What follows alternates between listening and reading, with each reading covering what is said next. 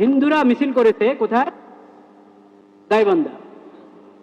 ওখানে মিছিল করছে, এক একজনের হাতে দেখি বিশাল আপনার দা, আবার ধন্তি, তারপরে ওই যে বড় বড় হাড্ডি কোবানোর জন্য বড় বড় ইয়ে থাকে না, দামা চাপাতি, কত কিছু নিয়ে মিছিল করছে।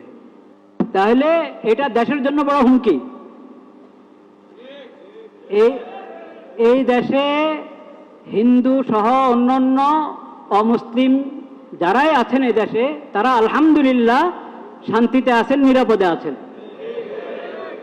আমরা শান্তিপূর্ণ সহ অবস্থানের পক্ষে, শান্তিপূর্ণ সহ অবস্থানের পক্ষে। কিন্তু দেশের নিরাপত্তা বিঘ্ন হবে, দেশের এবং দেশবাসীর নিরাপত্তা নষ্ট হবে এমন যে কোনো কাজ যারাই করবে সেটা অন্যায়, ওটার প্রতিবাদ হতে হবে, ওটার প্রতিরোধ হতে হবে সরকারের পক্ষ থেকে। তবে সকল মুসলিম ভাইদের প্রতি আমরা দরখাস্ত করছি, অনুরোধ করছি, আমরা সবর ধরব। আমরা এটা ষড়যন্ত্র, এটা ষড়যন্ত্র।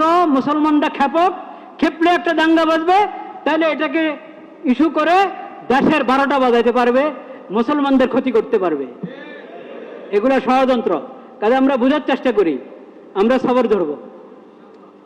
বাকি আমরা সরকারের দৃষ্টি আকর্ষণ করব।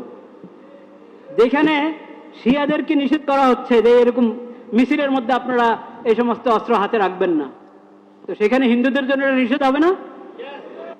অবশ্যই নিষেধ হবে।